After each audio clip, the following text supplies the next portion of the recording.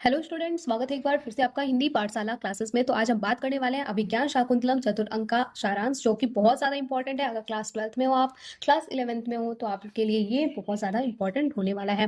तो चलिए वीडियो को हम शुरू करते हैं और देखते हैं कि अभिज्ञान शाकुंतलम चतुर अंक का सारांश किस तरीके से है। अगर आपने इसको समझ लिया तो आप सुक्ति भी आराम से कर लोगे। तो चलिए अब हम इसको देख लेते हैं।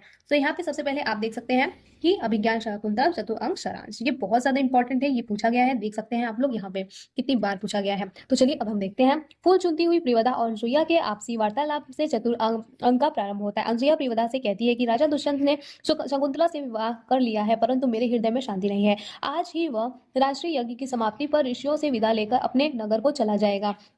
वहां जाकर इस शकुंतला का स्मरण करेगा या नहीं। पर्णशाला में दुष्यंत के ध्यान में मग्न शकुंतला बैठी हुई थी। इसी बीच दुर्वासा ऋषि अतिथि के रूप में आश्रम में आगमन होता है। अच्छी सत्कार न प्राप्त होने के कारण क्रुद्ध दुर्वासा शकुंतला को श्राप देते हैं, जिसका स्मरण करती हुई तुम मुझ जैसी तपस्वी का आतिथ्य नहीं कर रही है, वह याद दिलाने पर भी तुझे स्मरण नहीं रहेगा। प्रियवदा के अनुरोध विनय से प्रसन्न होकर दुर्वासा शाप मुक्त होने का उपाय बताते हैं कि यदि वह उसके पहचान का आभूषण दिखा देगी तो शाप समाप्त हो जाएगा। अनसुईया और प्रियवदा शाप की बात न शकुंतला को बताती है, न किसी अन्य को बताती है, क्योंकि वे समझ रही थी कि दुष्यंत का नामांकित अंगूठी शकुंतला के पास है। वह उसे दिखा देगी तो शाप स्वतः समाप्त ही हो जाएगा। शाप की बात बताने से सभी आकार चिंतित हो जाएंगे। सोम तीर्थ यात्रा पर लौटे लौटे महर्षि कर्ण को आकाशवाणी से ज्ञात हुआ कि शकुंतला का गंधर्व विवाह राजा दुष्यंत के साथ हो गया है। फिर उसके बाद यहाँ पे और वह गर्भिणी भी है, वो मतलब प्रेग्नेंट भी है।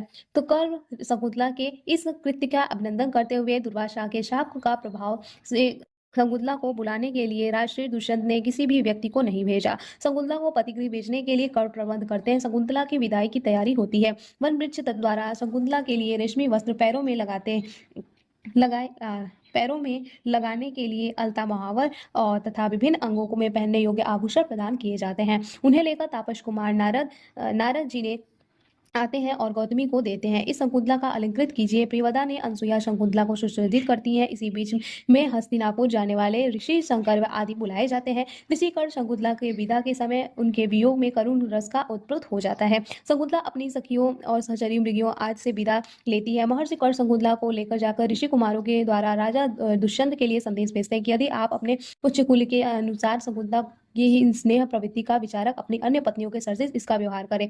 महर्षि इससे व्यवहार करें। महर्षि कर्ण सामान्य गृहस्थ पिता के समान पति गृह जाति पुत्री इसको व्यवहारिक उपदेश देते हैं कि पति गृह पहुंचते ही सास ससुर की सेवा करना, परिजनों के प्रति सहृदयता रखना, पति के प्रति कभी भी विरुद्ध आचरण न करना, अहंकार न करना, यदि कर्तव्यों का पालन करना चाहिए। कर्ण फिर उसके बाद आशीर्वाद देते हुए कहते हैं कि दुष्यंत से उत्पन्न पुत्र को राज्यभार सौंपकर अपने पति के साथ इस आश्रम में शांति लाभ के लिए पुनः आओगी। तत्पश्चात गौतमी और ऋषि कुमारों के साथ शकुंतला पतिगृह के लिए प्रस्थान करती है। दोनों सखियां शकुंतला से रहित सुने आश्रम में प्रवेश करती है। कर्णपुत्री के पति के घर भेजकर हार्दिक प्रसन्न संतोष का अनुभव करते हुए कहते हैं, अथो ही कन्या पारक्य एवं तामक्य साम्राज्य परिग्रहीतु जातो ममाय विशदः प्रकारम प्रत्यापितन्यासम इवारात्मा। तो आई होप आप लोग को अभिज्ञान शाकुंतलम के चतुर अंक का सारांश समझ में आया होगा। तो ऐसी ही वीडियो के लिए हिंदी पाठशाला क्लासेस को सब्सक्राइब कीजिएगा, अपने दोस्तों के साथ इसे शेयर कीजिएगा और एक प्यारा सा कमेंट जरूर कर दीजिएगा। मिलते हैं एक ऐसी ही वीडियो के साथ, तब तक के लिए थैंक यू, टेक केयर।